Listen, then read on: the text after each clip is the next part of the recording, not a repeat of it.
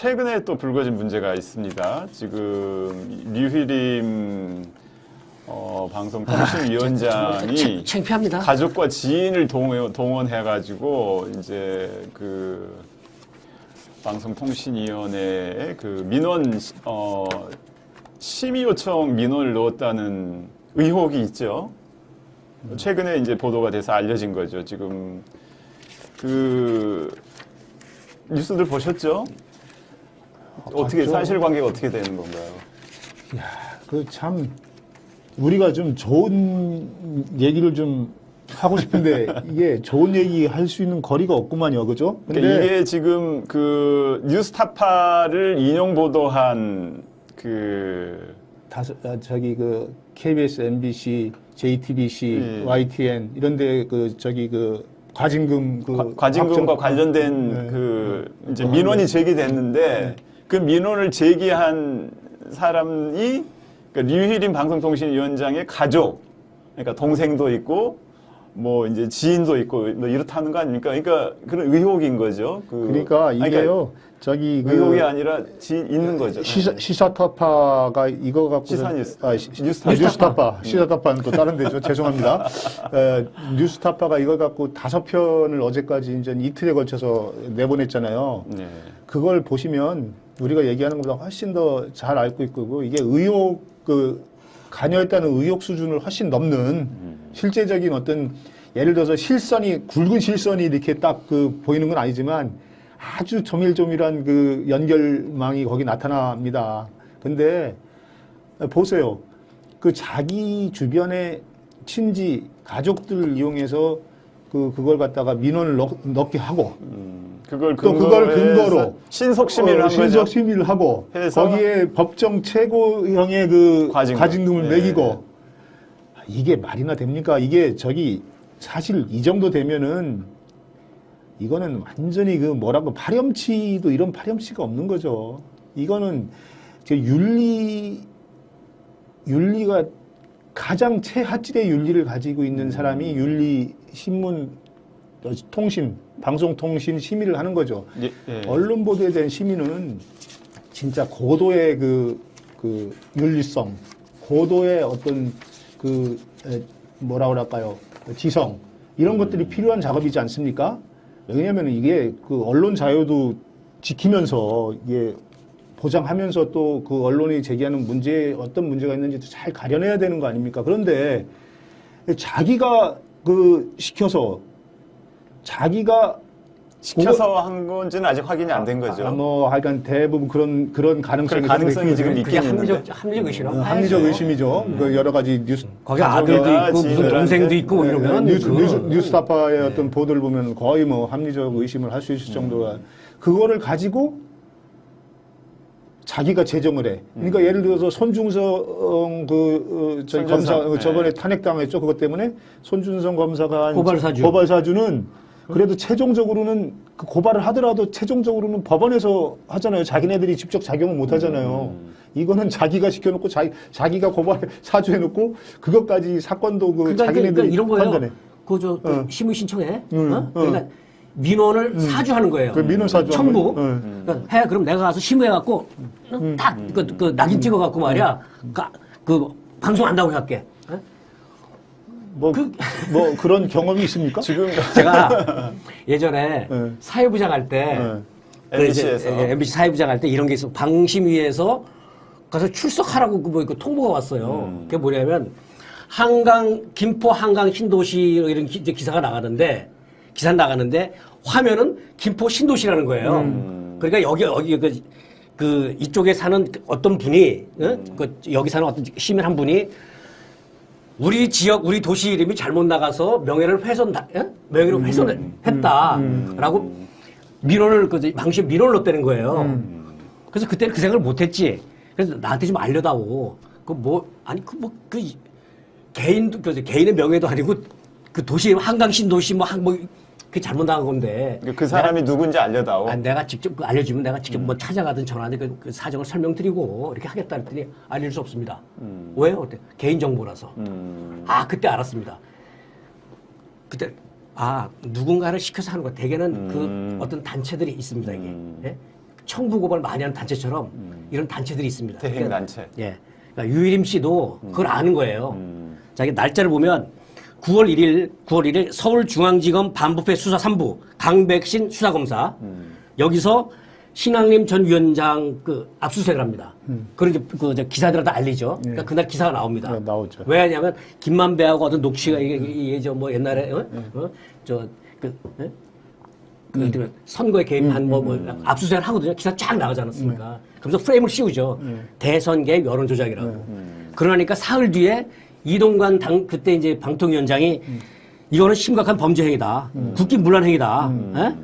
그러면서 엄중 조치를 하겠다라고 얘기를 하고 그리고 그러니까 방심위 쪽에 방심위에서도 그리고 방심위 쪽에 이런 민원이 쫙 들어오는데 알고 봤더니 아들도 있고 동생도 있고 뭐 누구도 있고 누구도 있고 이게 다더라. 그럼 이게 다 계획이 돼 있던 거 아닙니까 이게. 검찰이 수사 들어가면 방통위원장이 뭐라고 하고 방심이 어떤 작업에 착수해서 결국 뭐죠? 그래서 그 비판 언론에는 완전히 저 잭을 불리고 응? 뭐 비판 그다음에 뉴스타파 폐간시킨다 그랬잖아요. 원스트라이크 아웃입니다. 폐간시켜야 됩니다. 이랬지 않습니까 이게. 그러면 언론 지형이 지금도 기울어져 있는데 완전히 완전 자극적으로 만들 수 있다는 거죠. 난 이게 그냥 우연히 일어난 일이 아니고 그 조직적으로 이루어진 거라고. 조직적이고 전체적으로 조직적으로 검찰부터 청부 시위까지 이거는 미리 딱 저는 그렇게 의심합니다. 그런데 참 그렇게 치밀하게 아주 조직적으로 한 것 같지만 다 터져 나오게 돼 있습니다. 네, 네.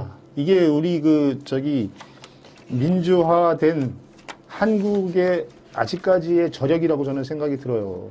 예를 들어서 방심위 내부에서도 거기에 대한 반발이 계속 일어났잖아요. 내부적으로도 지금 방심위 직원들 박수 쳐줘야 됩니다. 그러고 그 직원들이 결국은 그 국민권익위에 신고했잖아요. 물론 뉴스타파는 그 훨씬 전부터 그런 조짐을 다 읽고서 현장에 취재를 2달 전부터 했다고 그러고요. 지금 비실명으로 이제 그런데 신고를 했죠. 그런데 방심위원장께서는 얼마나 얼굴이 두꺼운지 그 내용에 대해서는 아무 얘기도 안 하고 색출해라. 제보자 색출. 그러니까 이게 전형적으로 메시지가 주객이 전도된 거죠. 메시지가 대응하기 어려울 때는 메신저를 공격하라는 어떤 그런 그게 있잖아요. 본말첨도에 저거예요. 적반하장이에요. 이런 것들은 진짜 어떻게 진짜 이런 상황을 아주 날카롭게 꼬집는 속담을 찾아볼 리도 없더라고요. 저는 요번에 우리가 방심위 여러 직원들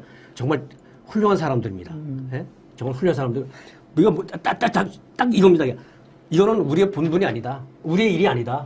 직무 범위를 벗어난다. 이건 할 수 없다. 그걸 노라고 한 거거든요. 그런데도 억지 계속 시키는 거 아닙니까? 근데 저는요, 이게 방심위뿐 아니라고 저는 생각이 듭니다. 곳곳에. 많을 거예요. 사실 공무원들이. 많을 겁니다, 이거. 많이 이렇게 가지고 있는 거예요. 무리한 걸 시키면 요즘은요, 우리 실무 공무원들이 이렇게 절대 거기에 하지 않습니다. 지금은 상당히 의세가 있기 때문에 거기에 이제 숨죽이고 있지만 이게 안 되는 건 안 되는 거다라는 것을 가지고 있어요. 네, 공무원들이.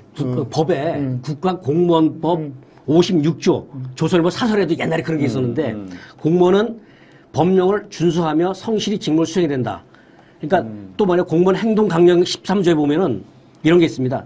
직무 관련 공무원들에게 직무와 관련이 없거나 직무의 범위를 벗어난 부당한 지시 요구를 해서는 안 된다. 그 불법이거든요. 그리고 이했기 때문에 상사가 나에게 내 직무가 아닌 불법적인 지시를 내리면 놓으라고 할 수 있어요. 근데 지금 유일인 방심위원장은 불법적인 행위를 계속하는 겁니다.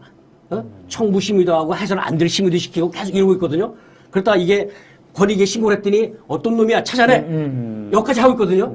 계속 불법을 계속 하고 있는데 이미 이제 만천을 알게 됐습니다. 이런 행위를. 대통령도 알 거예요. 모른다면은 이거는 무능한 거고요.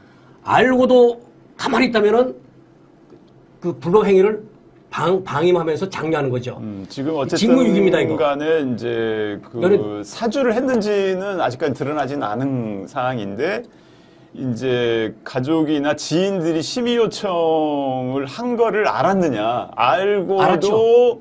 심의를 했다면은 이제 우리나라 이해충돌 방지법이 방심이 있는데 지원 얘기했다는 거잖아요. 거기 하여간 지금 나온 것만으로 위반 소지가 있는 거죠. 아니, 그러니까 실선으로 뭐 이렇게 직접 이 사람이 써갖고 한 것까지는 아직까지 뭐 취재를 하고 있는지 아직까지 확실히 안 됐지만 가족들이 자기 지인들이 많이 대부분 했잖아요. 네, 그리고 내용들이 다 비슷비슷하죠. 네, 문구들도 다 비슷하고. 이것만으로도 저는 유희림 방송통신심의 체제의 정당성은 무너졌다 이렇게 봅니다. 이거는 앞으로 어떤 일을 하더라도 물론 이제까지 했던 어떤 여러 가지 그 행정적인 조치도 다 무효화돼야 되지만 앞으로 어떤 일을 해도 사람들이 이걸 어떻게 신뢰하겠습니까? 그때 과징금 조치 좀 무효입니다. 저거. 무효죠, 당연히. 좀 무효입니다. 그러고 빨리 소송해야 돼요. 저거 소송해서 예. 내가 볼 때는 이런 사안들이 법원 소송을 하면 그러고 이런 사건이 앞으로 방심위가 하는 어떠한 결정도 못 믿게 만드는 불신하게 되는 이거를 거죠. 대통령이 이럼에도 불구하고 유일임을 그 자리에 계속 앉혀두고 모른 척하고 있으면 국민들이 알잖아요. 대통령이 뭘 해도 안 믿습니다 이제. 그러니까 이게 계속 둘 것 같습니다. 이번에 보니까 불신이 계속 커질 겁니다. 신경 안 쓸 것 같습니다. 방심위 위원장하고 그러니까 자꾸 탄핵 얘기 나오는 거예요. 국민의힘 뭐 미디어 무슨 팀에서 제보자 색출하고 뭐 이렇게 처벌해야 된다고 나왔잖아요. 네. 이게 지금은 통하지 않는 방법이에요. 예전에 이제 김영삼 대통령 선거 때 네. 초원 묵집 사건에는 녹음기 내용보다 녹음기 그때도 누가 그랬죠. 설치했나 예, 이렇게 예, 해갖고 예, 이제 뒤집었거든요. 그 여론을. 예, 그때만 해도 뭐 벌써 한 20년 전이니까 그런 게 통하실지 모르지만 지금 사람들이 아까도 우리 송 부장께서도 말씀하셨지만 국민이 더 위에 있습니다. 이런 상황들을 눈 밟고 귀 밟고 한 어떤 시민들이 얘네들이 이 손가락으로 가리키는 데는 쳐다보지 않고 이 손가락만 지금 하고 있다. 이런 걸 다 알고 예, 요거 한번 보시면 이게 청부심인데요. 청부심의가 박근혜 정부 때도 누가 대리민원을 청부 심을 했다가 방심위 직원이 파면됐었어요. 한번 좀 비춰주시죠. 이런 전례가 있다고요. 문재인 정부가 아니라 박근혜 정부 시절에 있었던 얘기예요. 예? 대통령이 그랬잖아요. 윤석열 대통령이 그랬잖아요. 국민은 늘 무조건 옳다. 그러고 공정하고 뭐 무슨 사회죠? 가장 처음에 한 것이 공정과 상식이었어요. 공정과 상식이잖아요. 또 공정과 상식이 통하는 나라를 만들겠다고 나오신 분이니까 그럼요. 이 공정과 상식의 가장 180도 의배되는 이런 행위에 대해서 어떤 조치를 내릴지 상당히 이건 궁금합니다. 반칙이죠. 공정과 상식에 맞는 결단이 필요하다. 문제 알려주고 채찍하는 건 마찬가지예요. 그렇죠. 예? 그리고 동네에 도둑이 들어가고 도둑이야 소리 쳤더니 도둑을 안 잡고 어떤 놈이 이렇게 시끄럽게 굴어. 야, 쟤 잡아. 예.